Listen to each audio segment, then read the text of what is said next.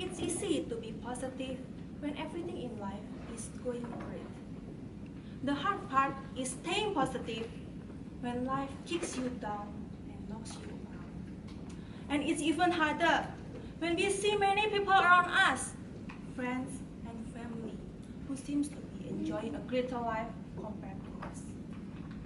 Judges, fellow Toastmasters, members and guests, how many of you can think positively and negatively at the same time?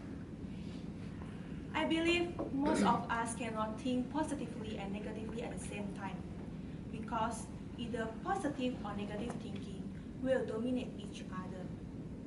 But do you know that having negative thinking is bad for our body as well as our mind?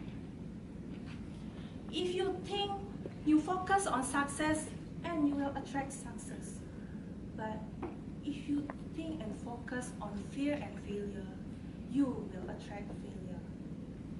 Negative mindset, words and attitude will create negative and unhappy feelings, moods and behavior, which will fail you to the disappointment, disagreement, and also the worst case, death.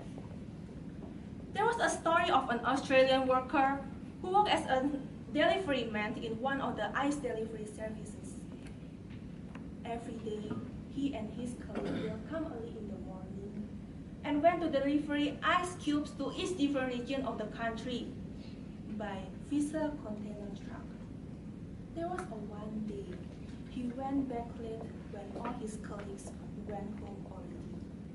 He decided to wash his own truck before he left. Unfortunately, he locked himself inside the container. He tried to knock the door until he realized that nobody was there. He's scared to death because he thought he will die because of the cold. He started to pick up a piece of paper and a pen and write every single hour of his conditions inside the container to let his friends and family know what happened to him. The next day, one of his colleagues found him. He was dead. But the most shocking part was, actually the container was not working, which meant that the container actually was in normal temperature. Up until now, all doctors and scientists still cannot figure it out, the reason behind his freezing death. However, one thing for sure, his mind reflects in all his regions, also his body. So, what can we do to get rid of those negative minds that suddenly pop up into our mind? I will suggest 3 simple methods that you can do to get rid of those negative thinking. First, from now on, you must say, "This too shall pass." Arjun, how do you say it? This too shall pass. Yes, that's great. By saying that, we will realize that nothing will last forever, and everything that happens in our life is just an opportunity for us to learn something new. And it will be much easier if we accept that all negative obstacle is just a temporary barrier for us. Look for some positive on it and move on. For example, some of you who work already, you sometimes may find out, I dislike my job, I hate my boss, I hate my colleagues. And most of us as students, we will have at least 1 or more modules that we didn't like to study.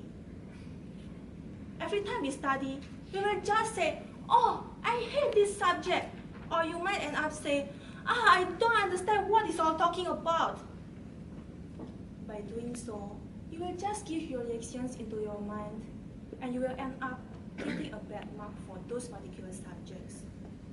Therefore, you have to change the way you say. Just say, "This too shall pass," and work on it. Try to spend some time on it. Ask your friend and lecturer about it, and you do your best. I believe by doing so, you will work on your better mark. The second thing you can do is don't sit around and do nothing.